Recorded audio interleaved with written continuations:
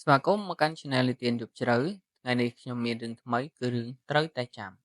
រឿងនេះគឺសម្រាប់បងប្អូនកុមារតោះកុំឲ្យចាំពេលយូរយើងស្ដាប់ការនិទានទាំងអស់គ្នាកូនចាប់និយាយខ្ញុំឮបងស្វាហៅបងហៅអ្នកណាកូនស្វានិយាយខ្ញុំហៅនោះហៅពូនោះកូនចាប់បានសួរទៅស្វាថាបងហៅគាត់ធ្វើអ្វីកូនស្វានិយាយគាត់បង្កាត់ភ្លើងចំអិនណា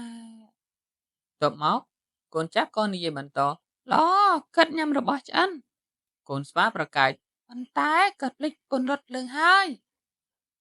កូនចាប់និយាយថាបើអញ្ចឹងយើងទៅជួយពន្លត់ភ្លើងទៅកូនចាប់និយាយថាបើអញ្ចឹងខ្ញុំទៅរកទឹកសិនកូនចាប់និយាយកុំអាលខ្ញុំហើររកមើលកន្លែងដែលមានទឹកសិនមួយស្របក់ក្រោយមកកូនចាប់ក៏ត្រឡប់មកវិញហើយវានិយាយថានៅឯទិសខាងលិចមានត្រពាំងមួយបងឆាប់ទៅដងទឹកទៅមកស្វាឮដូចនោះកូនស្វាក៏ស្ទុះវឹងចេញទៅបាត់មួយសន្ទុះក្រោយមកកូនស្វាក៏ទូលទឹកត្រឡប់មកវិញវាស្រែកថា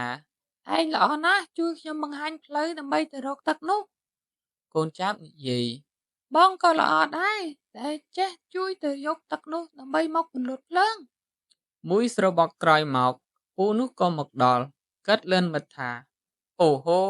មានគេជួយពន្លត់ភ្លើងអរគុណអ្នកដែលជួយពន្លត់ភ្លើងខ្ញុំកូនចាប់គេបាននិយាយថាតាមពិតគាត់មិនបានភ្លេចពន្លត់ភ្លើងទេ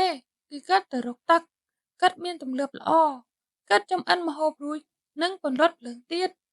គាត់ពិតជាមនុស្សគំរូមែនកូនស្វានិយាយថាមែនហើយយើងត្រូវតែចាំពេលយើងបង្កាត់ភ្លើងធ្វើអ្វីមួយរួចគឺយើងត្រូវតែពន្លត់ភ្លើងនោះវិញឃ្លាត្រូវចងចាំយើងនឹងអស់គ្នាត្រូវចាំថានៅពេលដែលយើងធ្វើម្ហូបឬក៏យើងដុតភ្លើងនៅក្នុងព្រៃយើងត្រូវតែសង្កេតមើលនិងពន្លត់ភ្លើងនោះមុននឹងពេលយើងចាក់ចេញទៅពុំដូច្នេះទេវានឹងបង្កជាហានិភ័យនៅថ្ងៃក្រោយចប់អរគុណសម្រាប់ការតាមដានទស្សនាកុំភ្លេចចុច Like Subscribe ដើម្បីទទួលបានវីដេអូបន្តសូមអរគុណ